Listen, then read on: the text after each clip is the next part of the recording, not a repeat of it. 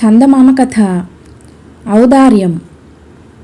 2000 సంవత్సరాల క్రితం చీనా దేశంలో సో పో తావు అనే వృద్ధుడు ఉండేవాడు. ఆయన పేరుబడిన పండితుడు. కానీ ఆయన పాండిత్యానికి మెచ్చి ఆదరించే దాతలు లేక దారిద్ర్యం అనుభవించేవాడు. దూరాన చూ రాజ్యానికి రాజుగా ఉంటున్నవాడు కూడా గొప్ప పండితుడే. ఆయన పండితులను ఆదరించి దగ్గర ఉంచుకొని వస్తువాహనాలు ఇస్తాడని ప్రతీతి. ఆయన వద్దకు వెళ్ళి సన్మానాలు పొందవలసిందని తావుతో అనేక మంది మిత్రులు చెప్పారు. మిత్రుల మాటలు తోసివేయలేక తావు తన వద్ద గల కొద్దిపాటి ఉన్ని దుస్తులు ధనము తీసుకొని చూ రాజ్యానికి కాలినడకను ప్రయాణమయ్యాడు. అనేక వందల మైళ్ళు వెళ్ళాలి. కొండల మీదుగా కష్టపడి ప్రయాణం చేయాలి. దారి మధ్యలో చలికాలం సంప్రాప్తమైంది.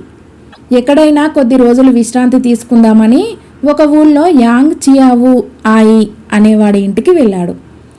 ఆయి తావుకు చక్కగా అతిథి సత్కారం చేశాడు. తావు పండితుడని తెలిసి ఆయి మరింత ఆనందించాడు. అయితే ఆయి మాత్రం సామాన్యుడు కాడు. ఆయన వద్ద ఉన్న పాత గ్రంథాలు చూస్తే ఆయి తనకంటే చాలా రేట్లు పాండిత్యం గలవాడని తావుకు తెలిసిపోయింది. ఆయనతో పాండిత్య చర్చలు జరిపి తావు ఈ విషయం మరింత గట్టిగా రుజువు చేసుకున్నాడు. చూ దేశపు రాజు పండితులను గొప్పగా సత్కరిస్తాడట. ఆయనను చూడబోతున్నాను, నీవు కూడా నా వెంట రారాదా అని అడిగాడు తావు. ఆయి ఒప్పుకొని చలి దుస్తులు డబ్బు తీసుకుని బయలుదేరాడు.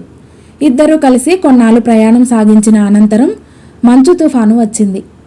నియాంగ్ పర్వతాల మధ్య వారిద్దరూ ఈ మంచు తుఫానులో చిక్కుకున్నారు. ఇంకా 4 రోజులు గడిస్తే గాని వారు చూ దేశం చేరలేరు. కానీ ఈ తుఫానులో వారు అడుగుతీసి అడుగేసే ఆస్కారం లేదు. వారు చలికి చచ్చిపోయే పరిస్థితి ఏర్పడింది. ముఖ్యంగా ముసలివాడైన తావు చాలా దీనస్థితిలో ఉన్నాడు.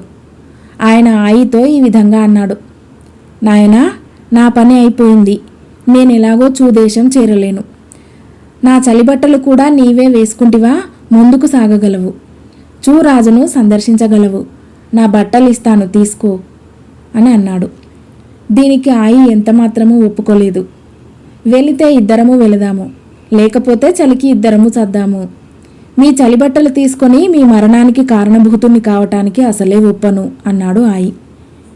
నాయనా, నీవు యువకుడివి, నేను కాటికి కాలు చాచుకొని ఉన్నవాణ్ణి.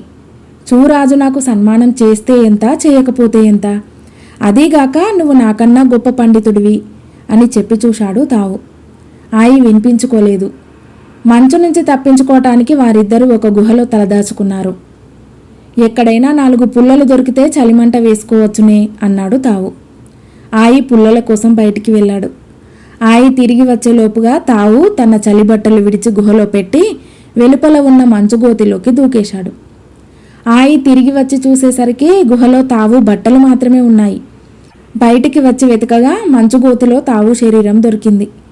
తన కోసం ప్రాణాలు త్యాగం చేసిన తావు ఔదార్యం తలుచుకొని ఆయి చాలా దుఃఖించాడు.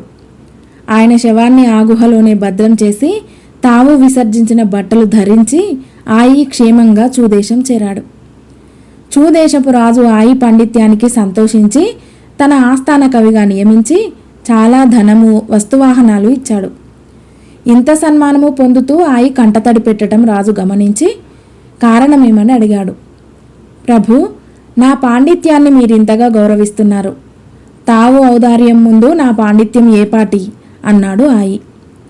తావు చేసిన త్యాగం విని రాజు చాలా ఆశ్చర్యపడ్డాడు. ఆయన ఆయితో సహా తావు శవం భద్రపరిచిన గుహ వద్దకు వెళ్ళి వైభవంగా తావుకు అంత్యక్రియలు చేయించి అక్కడే సమాధి కట్టించాడు. ఆయి ప్రతి ఏడు ఆ సమాధి వద్దకు వెళ్ళి అశ్రుతర్పణాలు విడిచి వస్తూ ఉండేవాడు. ఆయన అనంతరం చీనా దేశంలోని కవి పండితులకు తావు సమాధి ఒక గొప్ప యాత్రాస్థలం అయింది.